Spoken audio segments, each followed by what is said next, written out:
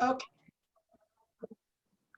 Well, hello and welcome to our Cooking for Wellness with the Central Ohio Urology Group. Unfortunately, we're not at COUG, but we're definitely with them. So we are appreciative of their partnership and being able to continue to provide our Cooking for Wellness. Tonight, we have 3 different recipes that Chef Jason and dietitian Lori are going to be sharing with you. And my name is Darlene, and I am the program manager at Cancer Support Community Central Ohio. And Chef shared with me that he's going to start with the chili lime steak fajitas. Yes. Thank everyone for joining us tonight. We're, of course, excited to be a part with us tonight. And we definitely hope that you can take some things away with tonight's class. Very excited about it. Really great recipes, of course, not compromising, of course, your wellness, but very flavorful, great ingredients. Just another way to be able to let you know that healthy food does not have to be boring, does not have to be flavorless, but it can definitely be worth your while still maintaining good health and wellness practices. So, Lauren, can you tell us about some of, where we're going with some of the ingredients tonight? Absolutely. So we are starting with the chili lime steak fajitas. Yes. So we're using flank steak for this recipe. I had to educate myself a little bit about the cut of meat, what flank steak is. It's the cow's abdominal muscle. Yes. So I don't know if that is common knowledge or not, but I learned that it has fewer calories and more protein than ribeye or porterhouse. So even though porterhouse and a ribeye are great cuts and most people like them, even as you're saying that it's more protein in the flank steak. Yeah. And oddly enough, even as a chef, flank steak, like flank and skirt, if you've seen those in the store, most time people have shied away from those for years because they're not the what we would call in people's eyes, the best cuts of meat, because they are what's considered a more tougher meat. Because realize if they're part of the abdominal, there's a lot of muscle that's in the abdominal of that cow. It's causing those you have, and if you get a flank steak or skirt steak or something like that, you'll see a lot of the grains, which show you that the muscles of that meat are very can be tough. So a lot of times they're not used so much because everybody goes towards the tenderloin or the ribeye because they're tender cuts. But a flank steak is very great flavor. You just have to, it's the level of cooking it and how you cook it that you can still enjoy it. That's actually what was part of my research, is that they actually have great flavor, but you have to be careful not to overcook. Yes. They're so lean, so they're not marbled like those other cuts that we talked about. Not a lot of fat. But that also means fewer calories in relation to the amount of protein. So that can be very desirable, really, when you're looking at putting this together. So you'll see that we're going to cook the flank steak and add a lot of vegetables, fajita vegetables, which is good. Some of the serving suggestions are to serve with avocado, and we talk about avocado a lot in this class. It's high in those healthy fats. It's also high in fiber, so that's a favorite of mine. 25 grams for females, 38 grams for males in regards to a fiber goal each day, and avocado can help you reach that. We're going to garnish with a little chopped cilantro. That's also a serving suggestion. Supports the liver detox function. So, and we got a little pico over here too. So tomatoes, onion, and all that. So hey, who doesn't like? I know it's Thursday, but the going thing around here these days are Taco Tuesday and things like that. I think have gotten very prevalent in our country and our culture recently. So, and even though it's not Tuesday, you can have a fiesta any day of the week. And so this is a great option if you're having a nice Mexican spread. It's a different option than your normal ground beef, or of course healthier than even using like chicken. So it's a great option to be able to add to that. Like I said, the most important part, you're going to get great flavor out of it. And we've added some wonderful flavor to it also with some chili powder and some minced garlic and salt and pepper. Not a whole lot of things, because we really want, and I think that's one of the things that I don't like when it comes to steak. people want to put a whole lot of stuff on them, and then it masks the actual flavor of the steak. So it doesn't require a whole lot. Now, in this case, because we're kind of taking a Mexican cuisine type of spin, we did add some of those flavors, but you really want to be able to enjoy the flavor of this, of the actual meat itself. So what we did is, and I have some lime juice. So there's some chili powder, some lime juice. Now that lime juice is an acid that's going to help, because this is a tougher cut of meat. That acid's going to be important to help to break down some of those fibers, the muscle fibers, and tenderize it. Because there's not a lot of fat at all in this cut of meat, you need something that's going to help tenderize it. And two things are going to do that. It's the lime juice, the acid that's going to help break down those fibers, and the cooking method. So most of the time when you have a steak or a cut like this, you're going to use a braising method. So the first way we're going to do this, I'm going to sear this. I have my little griddle pan here. You can most definitely, if you have a cast iron skillet, would be great, because you want to sear it at high heat. And that high heat's going to lock in any moisture. It's going to lock in any flavor. So so that then you can then finish it off in the oven or so. Even in this recipe, you can put it in your broiler. I know not too many people use their broiler too much anymore, but you can use your broiler and put it there in high heat and really be able to help break down those muscle fibers very quickly. So we're going to sear it on here, lock in some great juices and flavors as much as possible on both sides, just a couple of minutes, doesn't take long. And then we're going to finish it in the oven. We'll put it in our pan and finish it in the oven. I got the oven about 400. We'll finish it off there. Another way is you can put it in what we call low and slow. You can put it in there and put it at like 300, and it'll take a longer period of time. And then the other most important part is how you slice it, which we'll show you later, how to slice it, which will also give way to it being able to be more desirable. That's awesome. It's smelling really good. I love a good flank steak. I guess all those, like brisket, flank steak, skirt steak, all of those types of things. Like I said, they've gotten a bad rap for a long time. Yeah. But if you cook it right, now they are a little bit more expensive than other cuts of meat, but they're not the most desirable. So maybe that's why. We're going to add some great peppers and onions, and I like to use, if you see in the recipe there, we got kind of a colorful blend of peppers. Now, if you only have green peppers available, you can most definitely just use your green peppers. But people, they say you eat with your eyes. So, to be able to have this nice rainbow of colors of peppers, we have green peppers, yellow peppers, red peppers. If you have some orange or have your hands on some orange peppers, why not? And just really allow it to be a nice pop. I know a lot of people ask, Lori, and maybe you can answer this, because people are like, oh, yellow peppers, red peppers, green peppers, are there any difference in nutrition? Is there any difference in flavor in the peppers? Does the color make a difference? It does. I think I started to write it down because we know that all of them are high in vitamin C and potassium, but a green pepper is really just a less ripe yellow or red. So they have more vitamin C, the yellow, orange, and red than the green. They're all super high, but you can do even better with the colors because they, ripen and they start. It's just the level of ripen. I grew some peppers actually this summer in my backyard, and I was very pleased. And it was just amazing to be able to see them in maturation to mature. So of course they all start off. I grew red peppers, but to be able to see them, most of them, and they didn't grow real large, but to see them literally change. So they all grew green.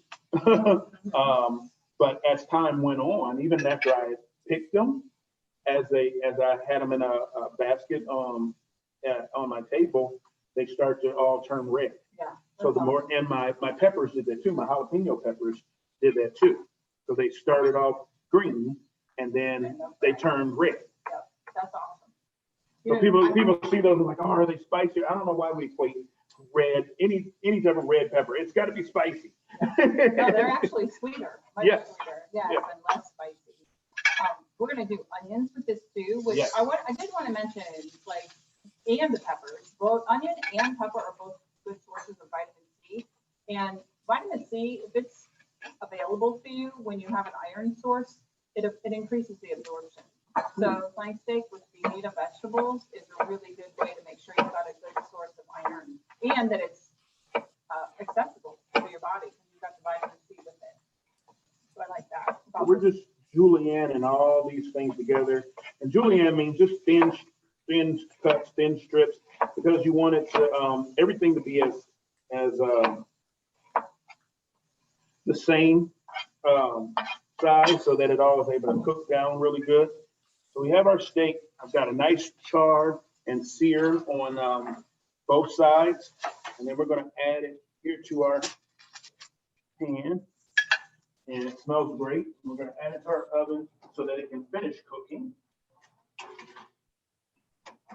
And then we're going to, we have all that, what I call flavor there on the bottom. Now, if you're using a cast iron, you can definitely use your cast iron too, as I mentioned before, but all that flavor is there in the bottom of that. And, you know, some of the seasonings from the steak are on the bottom of that pan. And we're just going to add our peppers and onions right in there. That's going to bring them some flavor, get some nice char on them, so that our we'll be able to add to our steak once it comes forth. Now from here, you can use, I mean, it's the simplest recipe that you can definitely do. You don't have to go out to a fancy restaurant in order to get some fajitas.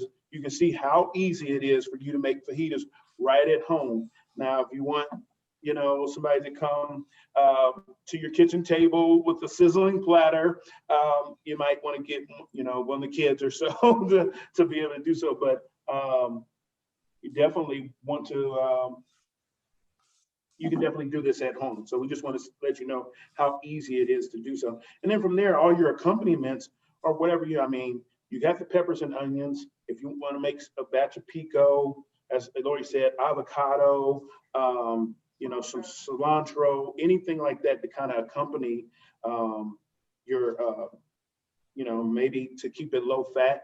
You have the avocado, but, you know, those who crave sour cream, maybe you could use a little Greek yogurt instead of regular sour cream to add in there. So I just love that sound. Man, you never get sick of that sound. And you're right, like it's going to pick up all of the drippings from the flank steak. Yeah, and so the moisture that's in these peppers is going to come out, and that's going to help pick up some of that flavor off of the bottom there, and really bring this to where we would like. It's like a fiesta. It is.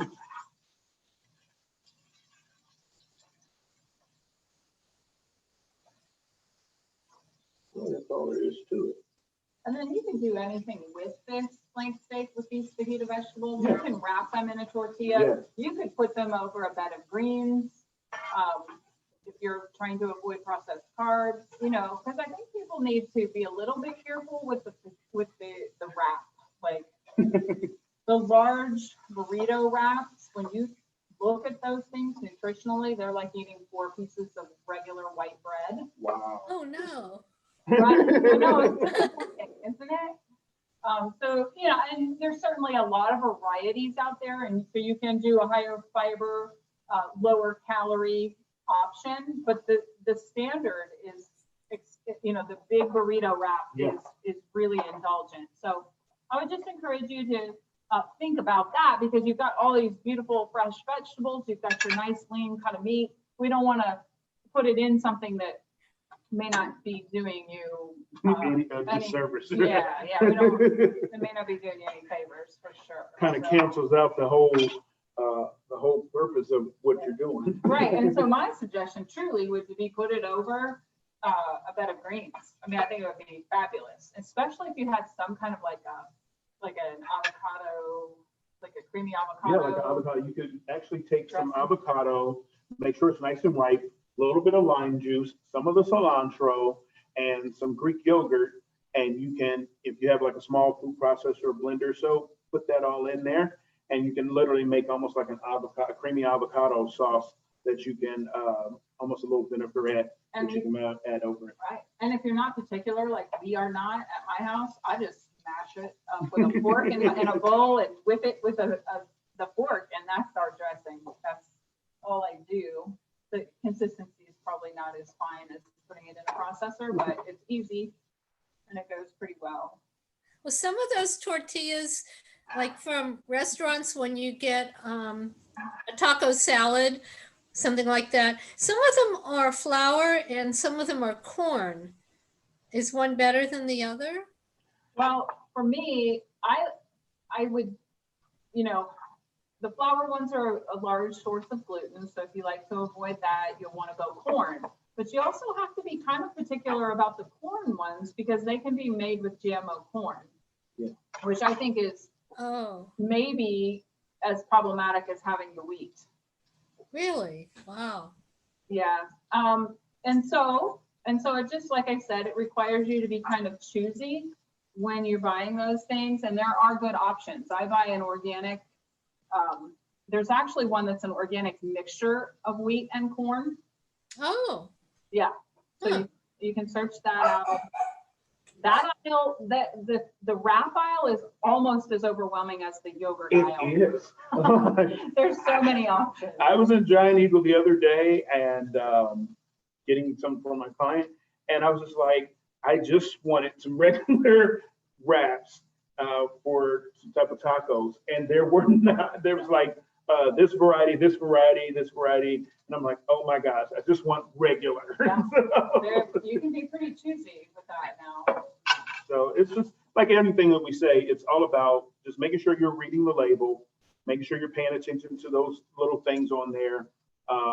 Because I've seen, like you said, I've seen all kinds of varieties now that say they're either healthy and this and that and the other. So, and the wraps that we're using today actually are corn. They're white corn. So most of the time you'll see yellow corn tortillas, but we're using white corn today. So, and I have these here. I have them. If you're using corn tortillas, they're a little bit more sensitive than your flour tortillas. So if you take them out of the package, so just make sure you keep them under a damp towel or paper towel so that they don't dry out. As they dry out, they will become more brittle and they will break up. Yeah, they are a little harder to work with. But of course, if you get it in a dish from a restaurant, you have no control over that.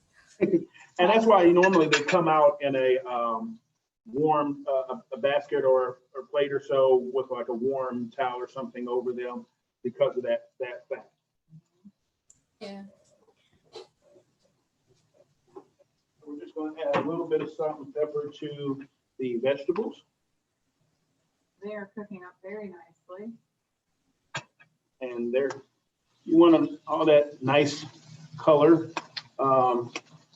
We call that color, not burnt, but that nice char, because that's flavor. And as we were saying before, all that flavor from the meat that we seared on here is now going into the peppers. So then everything kind of comes all together once it's done.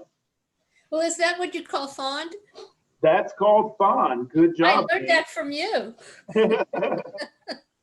Just always remember, fond is flavor. Okay. I'm fond of it. Fond. My husband is holding his thumbs up like the Fonz. Because most of the time you'll see in a recipe where you've seared something and then you're either making a sauce or anything or gravy or whatever it may be, it'll tell you to, you'll add whatever vegetables back in, but then it says to deglaze. So to deglaze, either you're using some type of acid or a broth or so to deglaze. And all that's doing is picking up all of that fond or all that flavor so that it can be incorporated into your sauce or whatever it may be that you're going to be using. All right. So we got all of our vegetables out there. And so now we would be ready to just now really have our fiesta. So did you ever like throw your tortillas on? Yes, I was just going to say, so now that I've cleared this off, you know, if there's any like, you know, bad parts on there, I would, you know, kind of get those off. But then I would take my tortillas and then just add those straight to this, since this is a kind of a griddle type of thing. Add those on there. You're just going to 1 or 2 minutes on each side to then just warm them up, because especially corn tortillas, you have to kind of warm them up a little bit, like say, because otherwise they'll be brittle, and you go to either wrap or, you know, use it as a taco, and they'll break up on you. So we'll do that later. We'll move on to the next recipe. Okay. So we're going to go right to the stir fried, or the vegan stir fried cabbage and the peanut sauce. I like this because, one, I like cabbage, but I like, you know, with the peanut sauce, there's nothing like a good peanut sauce. And this is a really easy peanut sauce. You know, with we use a natural peanut butter. We've talked about this before, about, you know, if you're using a natural peanut butter or a better version, check out those ingredients once again, like anything else, to make sure what's incorporated. Now, this was from Giant Eagle, and it's all natural. Now, they have natural, but then they have literally like all natural Giant Eagle brand that has no sugar, no salt. It literally has 2 ingredients on the label: peanuts and palm oil. Yeah. That's it. And so, you know, that helps you. Now, it may not taste the best, and I think people are so used to a little bit of sugar and this added salt or so it may not be kind of the best thing for people's taste buds if you're not used to it. It's something that you'll have to get used to. But you know, even for stuff like this is going to have soy sauce and things like that. So there's already going to be some sodium in it. So we don't want to add. We want to make sure that we keep as least amount of sodium or extra sugars in this dish, and so that you're able to just enjoy it straight from the actual fresh ingredients themselves. Yeah. I'd say that's always just something that you have to get used to. It's Oh, thank you. you know, if you the first bite away from Jif or Skippy to a natural, you're like, what is this? You Right. know, but if you just give it a minute, you know, your taste buds will acclimate to less added sugars over time. And then those things, when they are there, they jump out at you and they're less desirable. They kind of get your attention, like, wow, that's too sweet or Yeah. too salty. Yeah. Jason, I've gotten used to like peanut butter, or actually like almond butter. Yeah. Or the last couple times I've gotten a product called it's like a mixed seeds or whatever. It has almonds, all those different kinds of nuts and stuff, and chia seeds and all that stuff. Wow. But Really? it doesn't have any oil and nothing but seeds, and they've whipped it up into like a peanut butter, and I really like it. You have to put it in the refrigerator. I've not come across that before, so that's quite interesting to know that that's an option out there. Well, I have to tell you, I didn't get it at Giant Eagle. I got it at the one I got at Trader Joe, the almond butter, but then the other one I got at Costco. But it's like it has calories, but I like it. It's just a different texture and a different taste, but none of the sugar or salt or oil. It's just Well, that's quite interesting, and so we're glad that you were able to share that, because that's interesting. I had never seen or heard of that type of product. yeah. So we're going to start off here. I just have some carrots, some regular carrots peeled, and you can cut these into what we call coins, so just round circles. You can shred it, whatever's best and however you want this kind of stir fry. We just went ahead and cut them in some coins. Now I'm going to add those into the pan first, because we want to get those, because the carrots will take a little bit longer than the cabbage to cook. So we'll get those started in there first, so that they can kind of start cooking and getting tender, and then we'll add the cabbage in. I don't know where Irene is, and so I know this question may come up.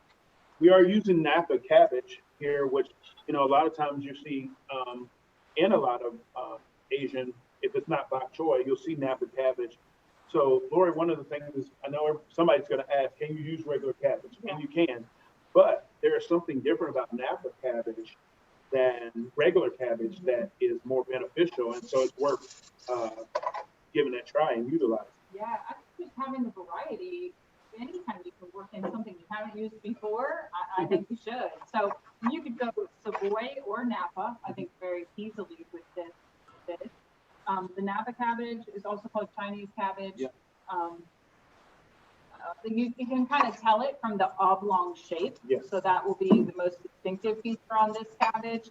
And then the crinkled leaves. Yeah, so if you've never seen Napa cabbage at the store, it's very long. I've cut this one in half, but you'll see this line kind of elongated with these nice crinkly, look like wrinkly green leaves going up. So this is the Napa cabbage compared to, bok choy. Bok choy is kind of white, the same way this is, but it's smooth, darker green leaves. So that's how you can tell the difference. This is white, the most of the part of it, and the leaves are lighter and crinkly. So Yep. that's how you can tell the difference. For 22 calories, a serving of Napa cabbage provides you 85% of vitamin K and 54% of vitamin C. So it's like super nutrient dense for 22 calories. Yeah, so that is something, all cabbage actually are really good sources of folic acid and the B vitamins, which we always think grains on B vitamins, at least I do, but cabbage The is. cabbage contains B vitamins? Yeah. Isn't that interesting? That is interesting. I know. So that's good to know. And I feel like it's so versatile. I mean, if you have a sauce that you love, like if you love a peanut sauce, cabbage is a lovely carrier for it. Yes, because it'll absorb it, and you'll really get all of that in there, and like even these crinkly leaves or so, it's going to take all of that in. So it really helps in that capacity. And when you have the cruciferous vegetables like the cabbages and the asparagus and Brussels sprouts,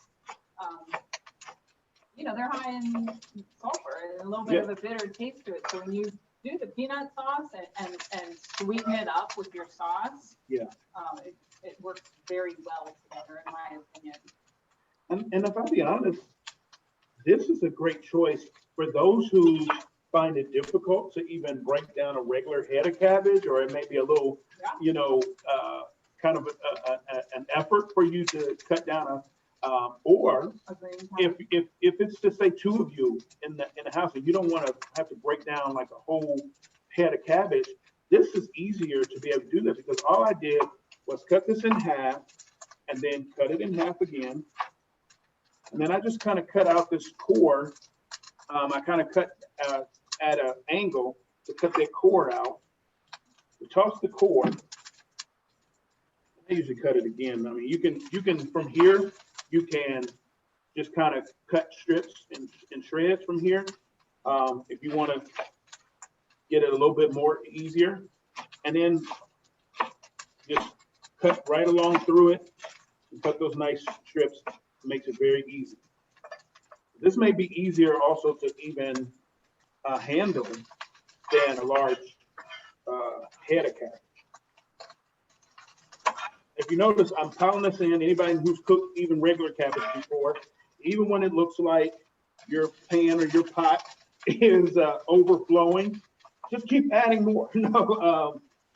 As it cooks down, cabbage is very absorbent. So there's a lot of moisture and a lot of water that's contained into it. So as it cooks, some of that moisture is going to come out as it wilts down in the stead. Yeah. That's like when you add like fresh spinach to something, and you think it's like a ton, and then you get like 2 tablespoons. Right. So I'm letting it cook down, you know, kind of stir it around as it cooks down, and then just add some more. And you can add any other flavorings to this. Like you could have added some garlic or some grated ginger or so in this also.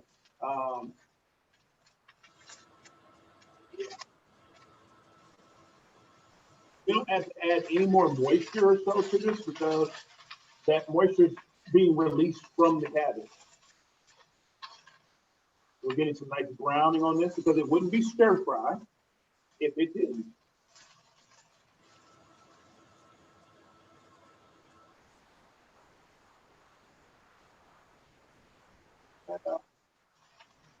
Now, while that is kind of sauteing and cooking down, we'll go ahead and kind of whip up our peanut sauce. Yeah, this is my favorite part. So very simply, of course, you got to start with peanut butter.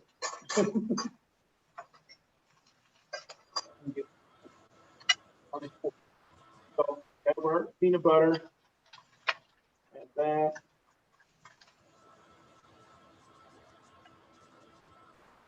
And then we have some, and I'm using some tamari, which is a gluten-free version of soy sauce. For those who are gluten sensitive, if you didn't know, even soy sauce, you have to be careful of because soy sauce contains gluten. Tamari is basically soy sauce with the absence of gluten in there. So if you do have gluten sensitivities, this is definitely something you want to be able to use. So soy sauce.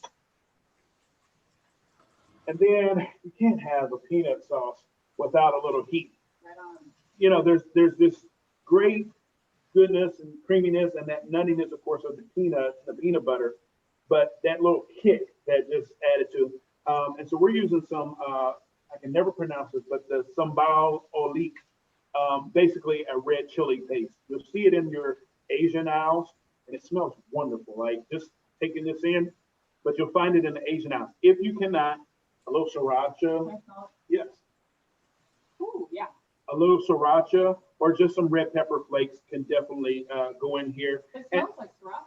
Yeah, it smells just like sriracha. So, like I said, if you can't find red chili paste, you can definitely just use a little sriracha to add. Now, if you're not a spice person, you don't have to add it.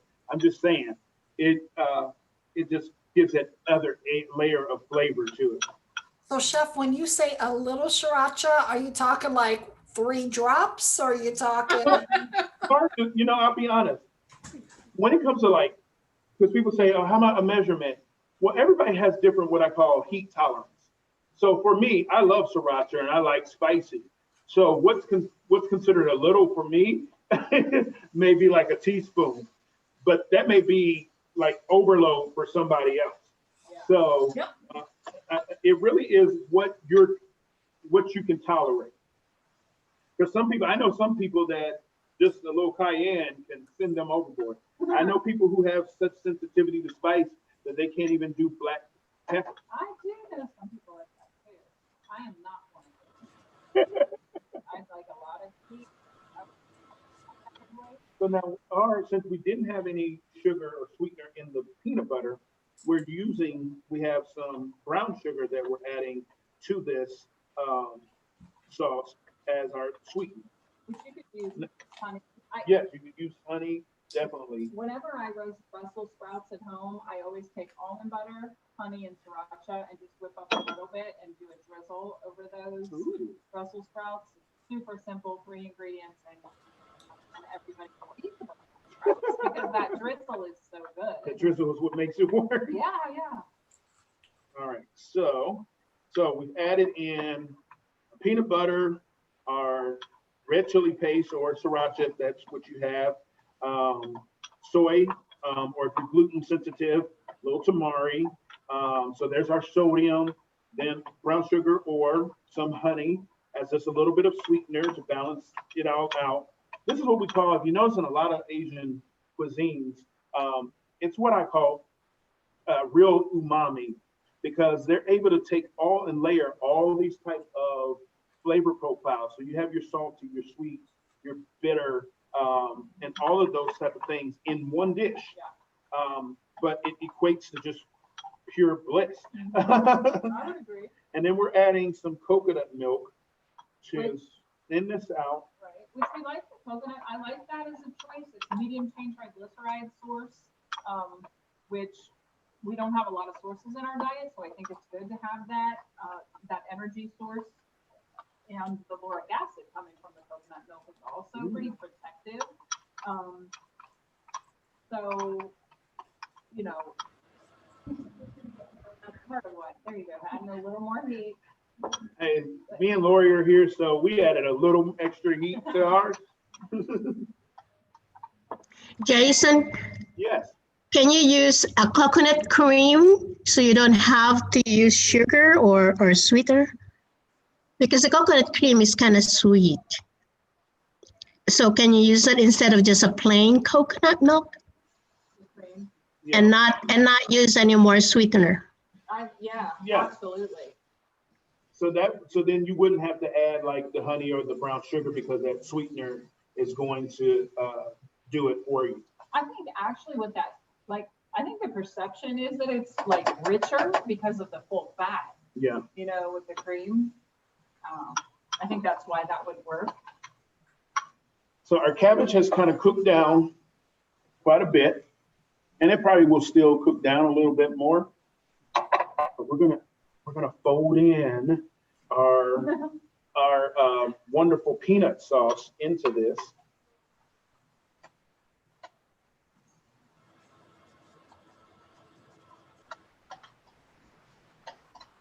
And you can't get any simpler than this. Like, we've demystified peanut sauce. All right. So you can definitely make peanut sauce at home, and then you just cut up some cabbage. So next time you have some cabbage, either whether it's a head of cabbage or you're at the grocery store coming up and you see this Napa cabbage, here's an easy way to be able to do it from, different from your norm. And it's going to be good for you. And it's going to be a flavor bomb. Yes. Do you use a creamy peanut or chunky peanut? I use creamy, but once again, that goes back to your own preferences. So you can definitely use chunky if you want those, that texture in there. Kind of like a pad thai might Yes. do a crumble on the top. I think that, you're just So not I have having your some- I refined do have carb. some chopped peanuts that we'll be able to use to kind of garnish it with. I'm even looking at the cilantro. To add some cilantro to as part of the garnish too, because that cilantro will be great up against that peanut sauce. Absolutely. So now what we're going to serve with this, you have the option of, now this could be a great dish all by itself, or great side, but then you can put this right over some rice, some brown rice, or as I have here, I have some brown rice noodles. So brown rice noodles are usually used in pad thai. So, or not brown rice, but rice noodles. You'll usually see rice noodles in pad thai or so, but these are brown rice noodles, of course, so we can have a healthier option. If you can't find brown rice noodles, there are regular rice noodles that can be an option. If you can't come across rice noodles, then, even using a whole wheat linguine or so could definitely still work. Mm-hmm. So the good thing about these is they're very easy and they take literally about 2 minutes. So it doesn't take as long as if you were making spaghetti or something like that. You literally put these in some nice hot water, and I have some already heated back here. And actually, everybody knows me so far. I've been in these classes. It's not just water; it's actually vegetable stock. So some vegetable broth, have it heating back here, and all I have to do is dunk these down in there, and in 2 minutes they'll be ready to go and ready for service. So this dish takes no time at all. So a nice quick dinner option. And even in my mind, for another quick full meal option is if you had a rotisserie chicken, you could take the chicken meat off and add it right to the cabbage, carrots, and peanut sauce, and that's what. So nice pulled chicken on like, there. and super fast.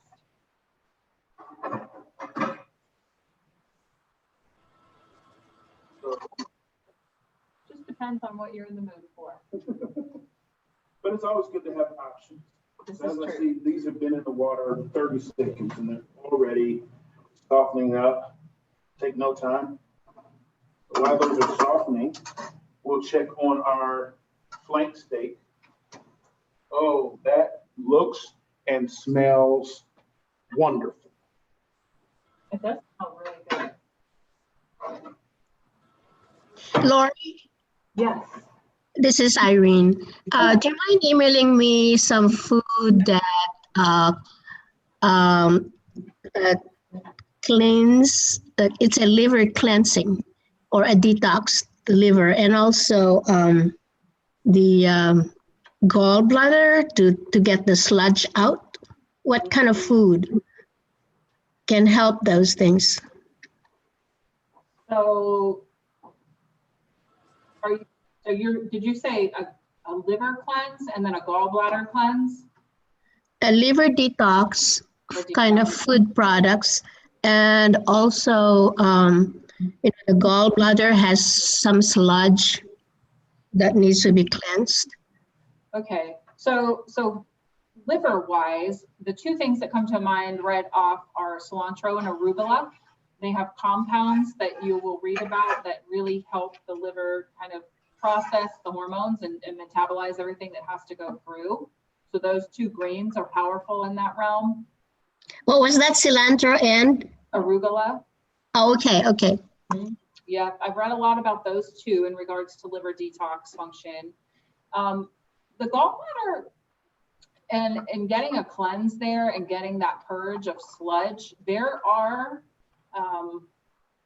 some theories on that. It has to do with like the pectin from apple juice. Mm.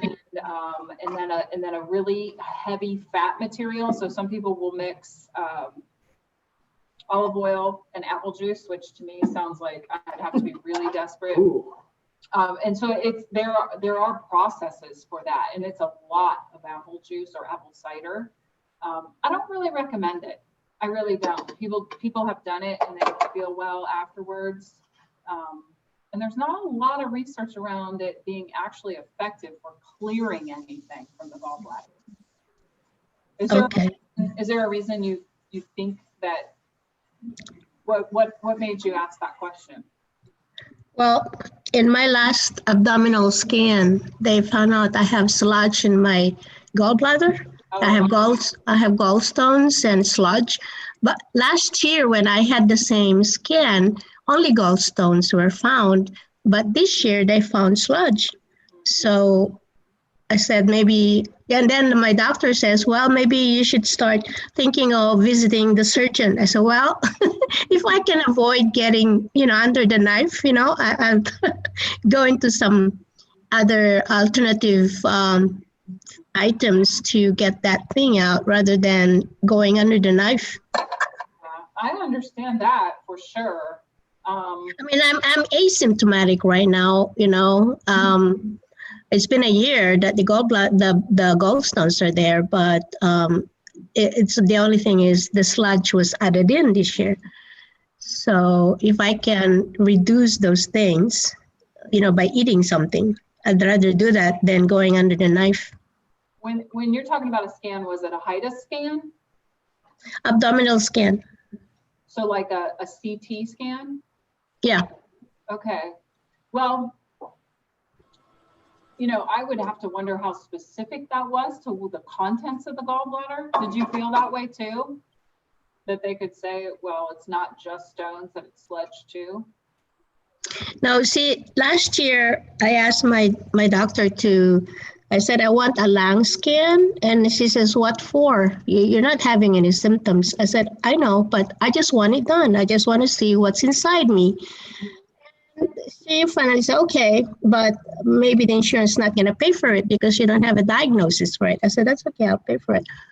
Well, from there, they found more things, like I have liver cyst, a cyst in the liver, and I have, gallstone in the gallbladder. I mean, if I hadn't had that, I wouldn't have not known that I have all these things. But I'm asymptomatic. I don't, I don't show any symptoms of it, but still, I want to be an advocate for myself and not wait until it's too late. Right, right. Well, I think you can always consider yourself putting your best foot forward with a plant-based diet. Those kinds of foods provide the micronutrients that allow your liver and your gallbladder to function in harmony with the other organs. We know that. So I feel like I know you well enough to know that you're putting your best foot forward in regards to a well-balanced, diverse plant-based diet. Do you feel like you do a pretty good job in that realm? Oh, definitely. It's like I'm experimenting so much now. I read that turmeric is a good sludge cleansing, and because of its anti-inflammatory, antioxidant and all that stuff.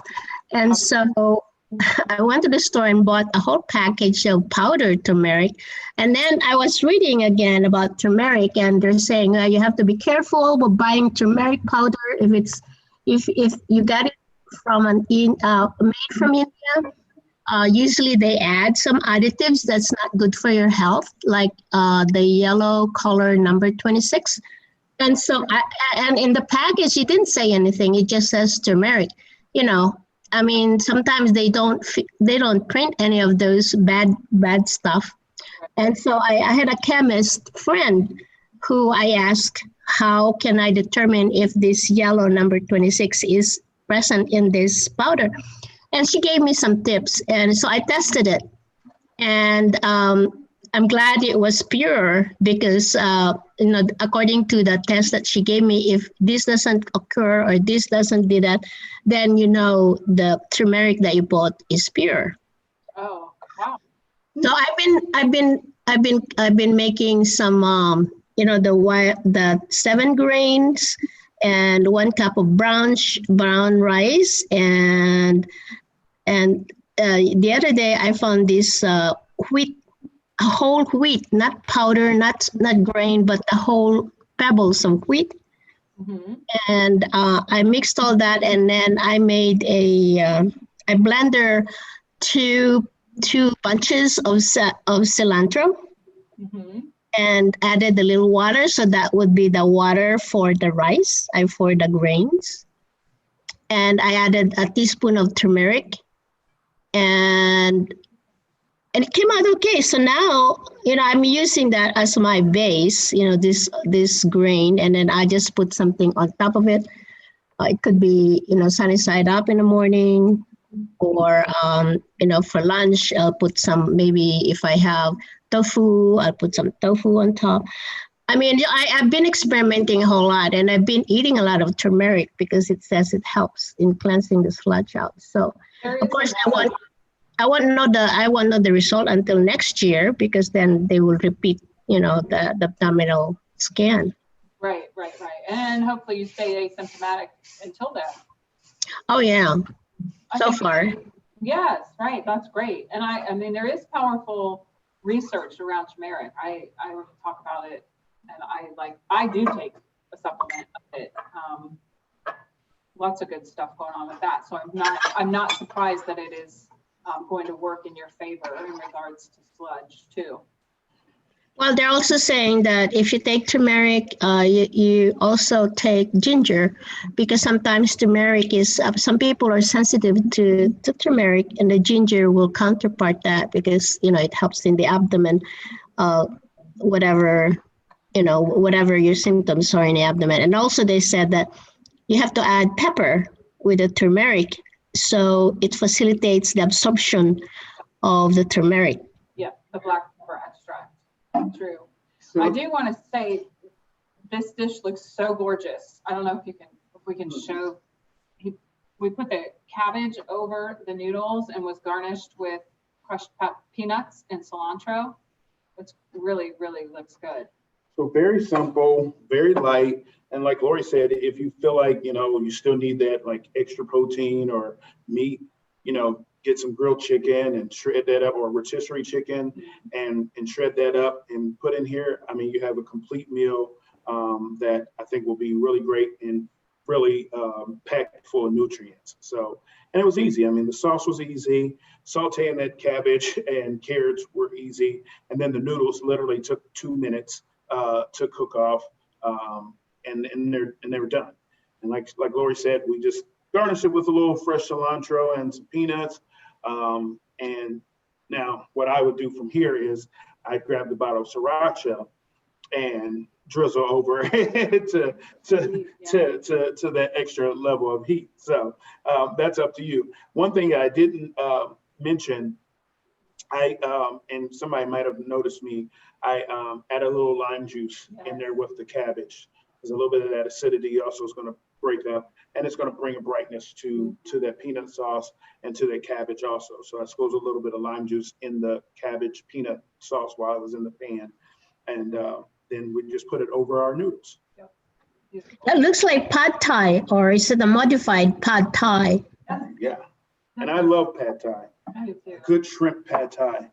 Yum. On Lane, place, I can't think of the name right now, but the place over on Lane down, not too far from here, there's they do Thai, they do Chinese, they do Japanese. It's all in one place, but their pad thai is really good, really good.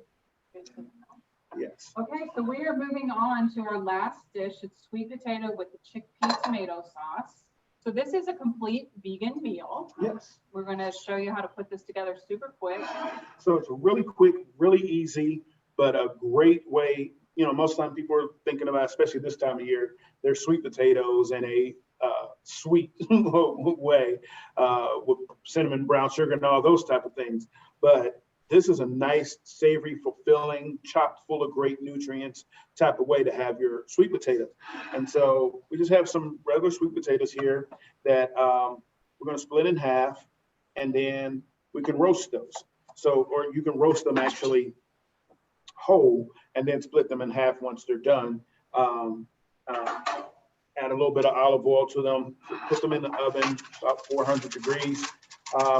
About 10 minutes or so, depending on how large your sweet potatoes are, to roast those, get them nice and tender.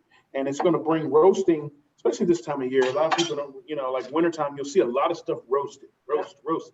Well, one, you know, a lot of the ingredients of this type of this time of year are just best roasted, like even a lot of your root vegetables and things like that, you know, your carrots, your parsnips, your squash and things like that, they're just better. There's a natural sweetness that comes out from them when you roast them. So that's just a really good way to be able to do so. So we'll just add a little bit of olive oil to these.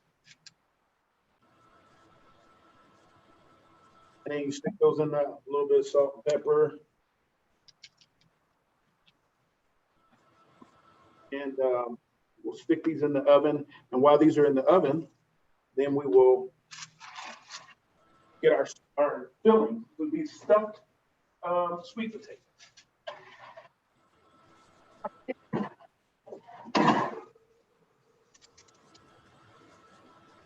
Flank steak, phenomenal.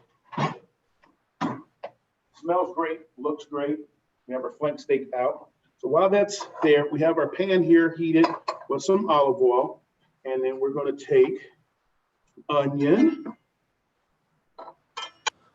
We'll dice these onion.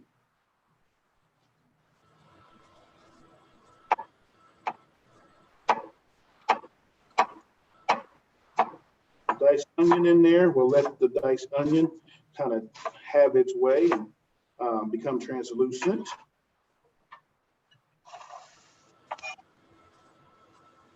Building the base of flavor. Now you can also, like any recipe, I always mention to everyone that with any recipe, you know, you can make it your own. So a lot of times, you may look at the recipe and be like, I don't have those seasonings or spices, or I don't like those seasonings or spices. You know, this is one of those ones that you can actually kind of change it up and add some seasoning and spices that you like I'd add some cumin to this, or even some coriander, and kind of give it a Middle Eastern type of flavor profile. You could totally change it up and add some different flavors and things of that nature in here to really bring out even some herbs. You know, could still go with sweet potato to bring out the naturalness of it. Right. So we have our onions in there. We're just letting those get tender. And then we have our seasonings. So salt and pepper, of course. That's going to help take away from those onions. Salt and pepper. And then we have a little bit of cinnamon.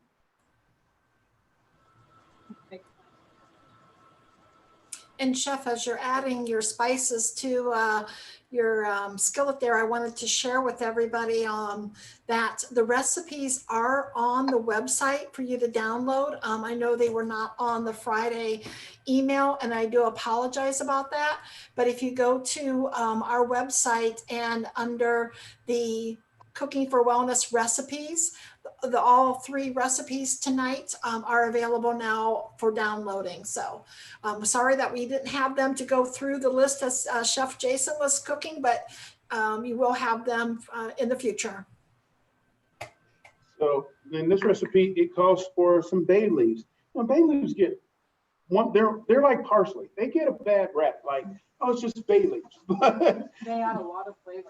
Yes, they add a lot of flavor to this. I was somewhere and just looking at bay leaves, even though it may have a little woodsy type of thing, note to it, but it also has almost a floral type of flavor note to it too. So it's just another layer of flavor that it's going to add to it. You might have noticed I added the cinnamon in with the onions and the salt and pepper.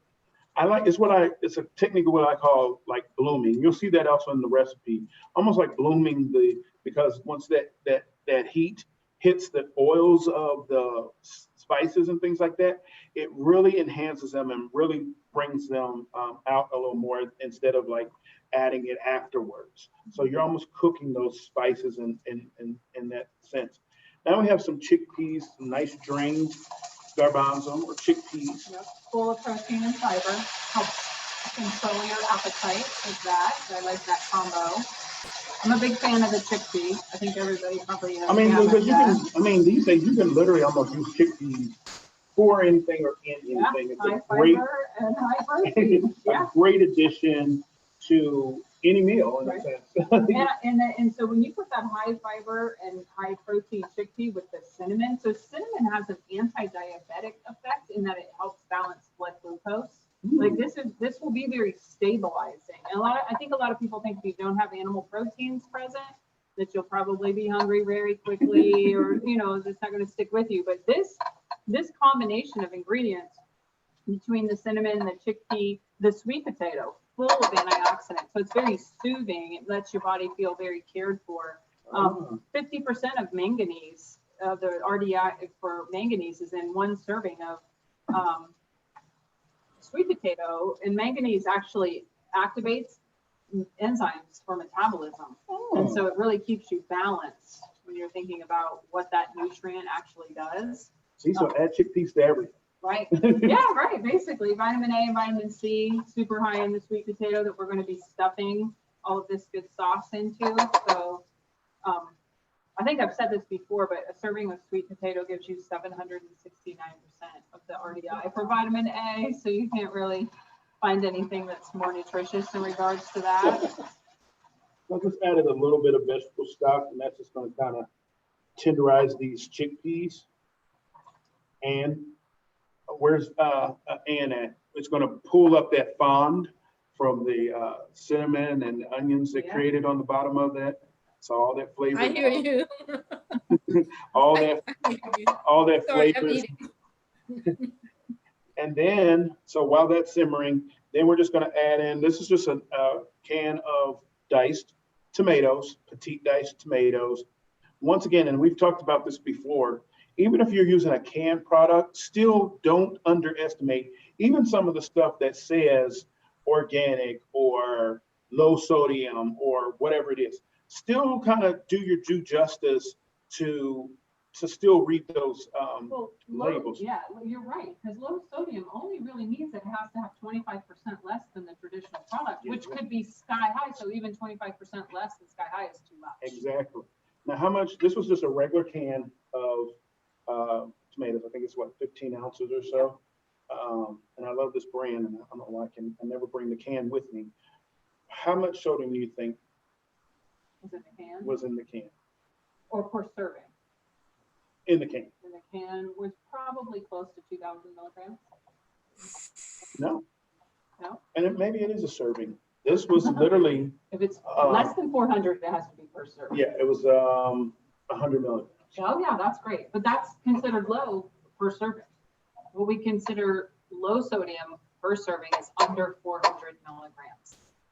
So that's a good reduced Yeah, sodium. and like I said, I love this. So even sometimes just across brands. So you want to be careful with even across brands of what's considered low sodium or no sodium or organic. Because then I looked at the organic can of diced tomatoes, and I was like, whoa. So, High yes, sodium. it was. But there are brands that say no salt added. That's probably the best Yes. guide as far as purchasing. Yes, if you can find a no sodium added, no salt added, that's your best bet. Well, that's what I look for, and I do find them. A different store chain has their store brand offering that as one option. Okay. I like the way you So just that- did it. That other store chain starts with the letter K.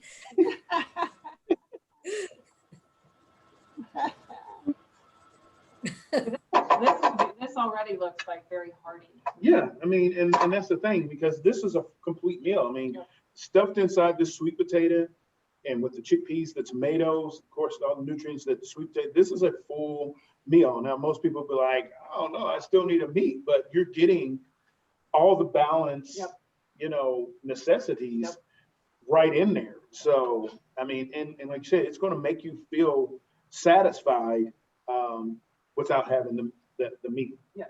Now, is there anything else you would add into there? Like, for me, I'm a color person. Yeah, something green. I would need something green, Yeah. like, because visually, I'm like, okay, you got the nice bright orange, you have the red and this tan color of the chickpeas, but I need some type of green. Chopped kale. Yeah, probably. some chopped kale in there. I would mix in some chopped kale in here. I might even put eggplant. Oh, Because I like the way that kind of soaks up, like the flavors, the way that would do that would work for me. so Lori said some chopped eggplant. And if you were part of our challenge for last month, then you also seen what we did with chickpeas and eggplant. Mhm. So that definitely would be a great addition to that. Mushrooms too. I have a question about hummus and chickpeas. Yes. And I don't remember the specifics very clearly, but very recently they kind of got a bad rap. And I think it might have been about something harmful being put in the chickpeas when they're growing them. I have not heard or not familiar with. It's pretty recent. I hope that's not true. Well, yeah. I don't know. I haven't heard anything. I hope that's not true either. That would mess up a lot of A lot of the people dishes. who love chickpeas or Oh, hummus. and hummus, yeah. I mean, Well, me too, and it made me hesitant. I think it's within the last month that came out. I'll have to I'll search on that and see what I can come up with. Thank you. Sure. Yeah, because that's different, and Yeah. that would kind of change a lot of things. Yeah, it would. Yeah. So literally, that's all there is to this dish. Once we stirred in those tomatoes, check your seasonings or so. Like we said, you can add some cumin if you wanted to in here, so we can kind of almost go North African. Some cumin. We have the cinnamon in there. Maybe a little bit of chili powder, little cayenne or red pepper flakes or something like that would be really great with the sweet potatoes. I would add some Berber which is an African spice, Berber spice, Berbere. I love it. It just has all those nice earthy type of flavors to it. So it's more of a like an Ethiopian spice.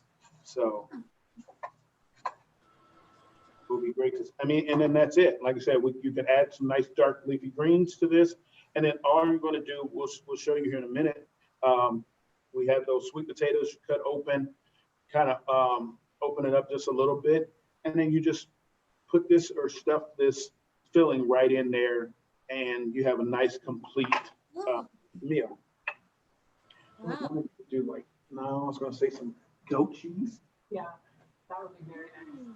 Goat cheese crumbles to finish it off. I think would just really bring it all together. So you have a little bit of that creaminess or so on there. So I think that would be really good. while this is simmering in our sweet potatoes, let's slice so I can show you how to slice your flank steak and our tortillas.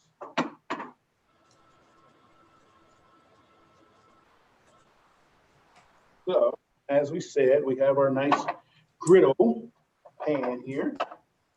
We're not gonna have it up on high because all we're doing is just warming these tortillas. So we don't need to cook them, just enough to warm them because as they are warmed, that's where they will soften up a little bit and not be as brittle. And then we create our fiesta forever.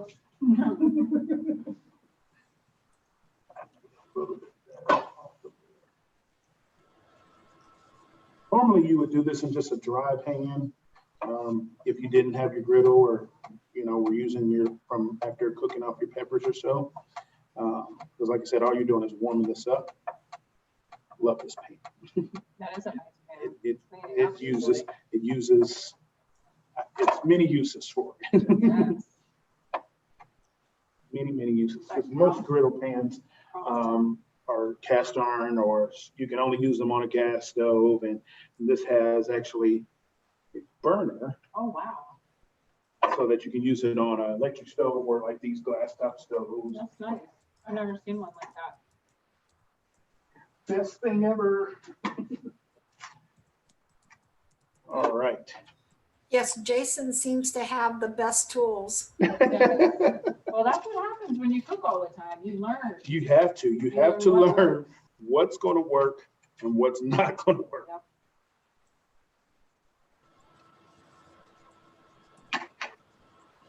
About making life a little bit easier if you can. Now, I've got to get my other knife to slice this.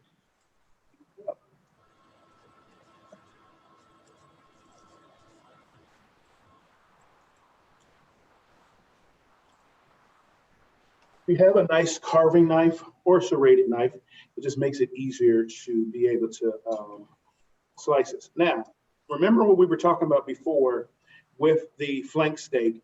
It's the abdominal part of the cow. So the thing is that you want to make sure, so it has these very, what we call almost like tense or short strings. That's what makes it tough in a sense. So the thing is that you want to cut across the grain so that you're able to get those nice tender slices. Mm-hmm. So I have to figure out which way the grain is going. And I did before we cooked it, so now it's hard to tell. I think I can kind of see here. There. My grains are going that way. Okay. So I'm going to cut this way. And then I usually cut out of bias so that one, I can get really nice thin slices. And then two, so that you're almost manipulating those strands in a way so that you, like I said, we get the tenderness. Get us a platter here, Lori. And Right. so we slice this at a bias. And if you notice also, once we took it out, any steak, you want to let it rest. That resting steak, one, allows it to, all those juices and stuff to kind of redistribute through there, and it makes it easier to cut. You never want to just like cut a steak, even if it's a regular steak. You never want to cut it as soon as you pull it out of the pan or out of the oven.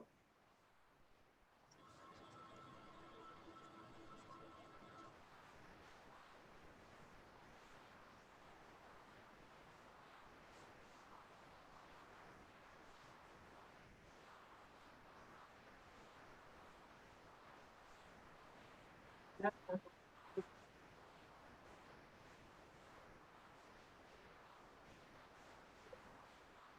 Knowing how to cut this particular,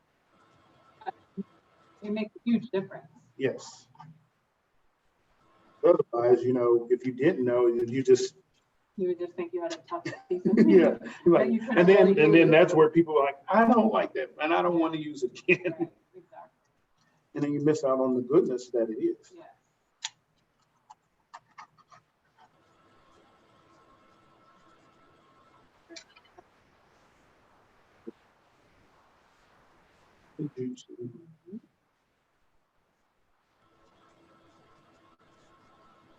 It's like they haven't done like in people that can cook meat perfectly. I struggle in that regard. I can time it. I can use a thermometer, and I'm always like, just a little overdone or a little underdone. But this looks absolutely perfect. Me being left-handed right now is, Tricky. yeah, it's making me tricky.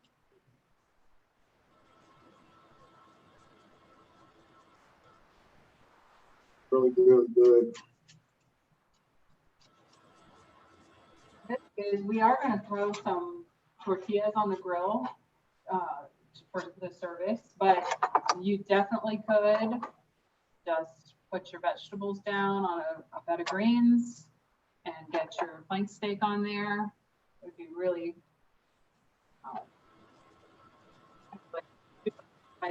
complete.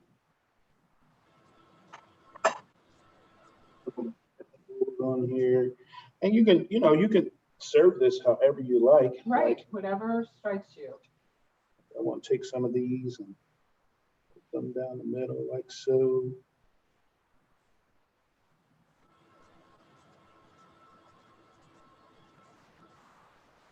Fajita.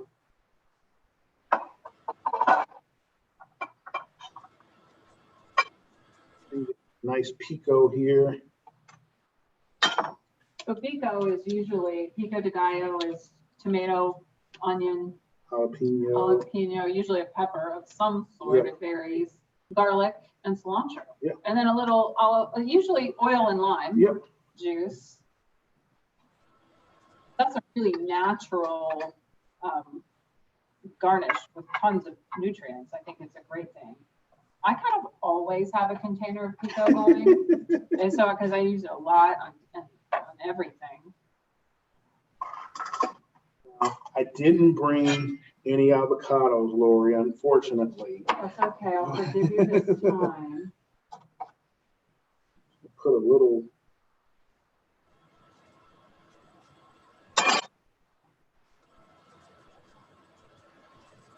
Take our tortillas. Just kind of tuck those. Go. Right. It's really good. $17.95. Yes. For $17.95, here you have your nice fajita platter. That would be impressive. You could have that as date night. And if you got me, might be a little more than $17.95, but I could definitely do this for a date night for someone. All right. Good job. But here you have your fajitas. So very easy, simple. Like I said, so try that flank steak out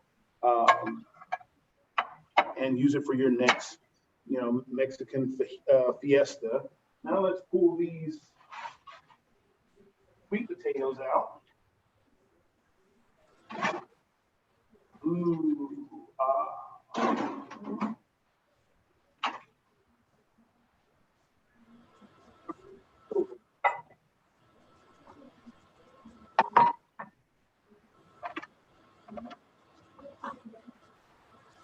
Now,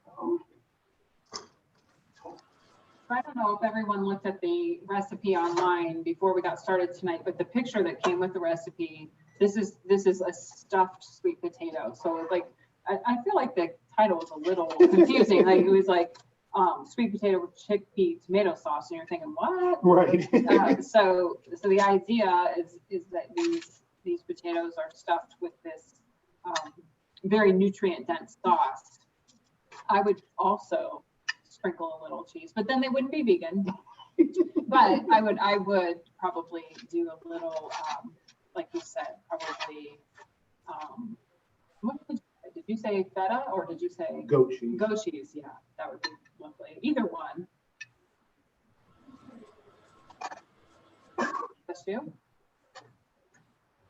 So all we're going to do is just get in there, nice tender sweet potato. And we're just kind of cracking it open a little bit to add our stuffing. What is in the Cancer Support Community cup that's right in front of you? Cilantro. Okay, that's great, but it's blocking the view. Could you move it, please? Oh, thank you. Much better. I wish we could give y'all aerial shots of what we're doing. Well, I think that took care of the problem. Thank you. It's hot. I feel like I deserve a medal for like not eating this food. It's like an exercise in patience. It looks yummy. It is. Yeah. I mean, it looks, outstanding, all of it. So we'll remove our bay leaves because we don't want any of our guests or family members intaking bay leaves. Wouldn't hurt them, but they would act like it. Yes. And we just take our little chickpea mixture. Yeah, that is some, I mean, I feel like this is kind of a unique combination, but it looks fabulous. The cinnamon, I think, in the sauce is what's going to pull it all together. It does. Even just smelling it, it just, for those who just can't think of sweet potatoes without cinnamon, Right. brown sugar, or anything like Well, the that. tomato does kind of, like, it's a kind of an odd combination, but it really looks like it's going to work, and I'm going to definitely sample it to make sure. I have found that sweet potato fries are really good dipped in ranch dressing. Oh. Yeah, like the sweet with the savory. I can imagine that tastes pretty good. Yeah, and I don't care for them with ketchup. Right. Well, no. No. Yeah, I would say that's definitely not a.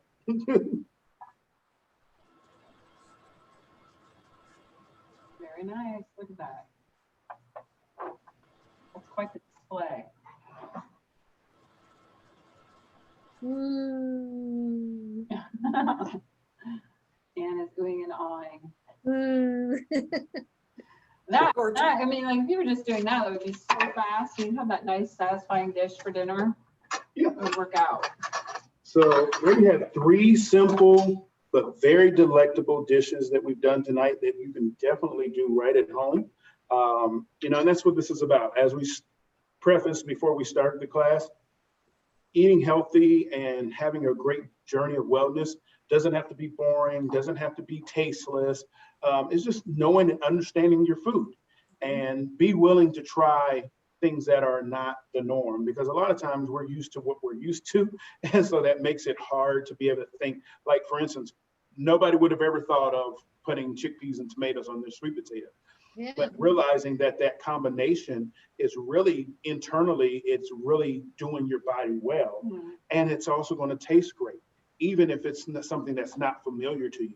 So I think having an open mind is also part of that journey of wellness when it comes to food.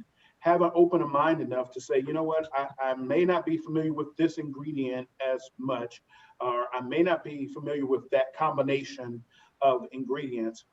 But when you understand the value of those ingredients and what they're really doing nutritionally to you, then you can kind of make those combinations and say, hey, like, for instance, I even learned tonight that cabbage is a great source of, that Napa cabbage is a great source of B6. So how can I pair that with something else that I may need pertaining to what my body needs to be well. You make those combinations as best way as you can. That's the fun in cooking. And you know, there's no limitations per se on what's considered delicious or what's good, because people are creating new things and new ways of doing things every day. Absolutely. So thank you so very much, Chef Jason and Lori. The dishes all look wonderful, and I bet they taste delicious. Thank you. Thank you. Thanks for being here. We appreciate everyone joining us tonight. If there's any final questions, please feel free. Yes, Anne. I'm just wondering if you have any quick suggestions for the use of the long greens that are carrot tops, if you buy organic carrots. Oh, the carrot greens. You can actually use those in your salad. So chop those up and put those in the salad, or depending on what you're using the carrots for, you can definitely use those in there too. So a lot of times, even with beets, people cut the tops off the beets and use the beets and then throw the tops away. You can chop those up, and also those could be added. You can saute them. You can add them into a salad or so. So that's all really part of nutrient dense to be able to utilize. So you can eat them raw. Yes. Okay. You could even search. I found carrot top salsas. Yes. Yeah, so you could search that, like Carrot top what? salsa. Oh, really? Yeah, and they'll That's have they'll have ways to incorporate that. I found a lentil soup that uses the carrot tops. Okay, that's cool. Yeah, like that. And it looks reasonably easy, so I thought I might try that. Yeah, that's good. I love lentils, so that would Me be too. very interesting to be able to see how that comes out. Well, yeah, you recently had a session on lentils. Yeah. Yeah. I love lentils. Matter of fact, it's that time of year to really, well, you can eat them all types of year, but I like a good lentil soup. Don't tell anybody, I like a good lentil and andouille sausage soup. Yeah. No process. But I like a good lentil soup. Me too. Yeah, thank you. So if there's no further questions, we definitely appreciate you joining us and taking time out of your evenings to join us tonight. Hope that you learned something, and more so that you are inspired to be able to create and recreate some of these dishes right at home. As Darlene said, you can find the recipes on the website, and definitely try these out. I would highly recommend, just give it a try, and then let us know if you tried it, if you tweaked it, made it your own. Definitely do so, and let us know how it comes out for you.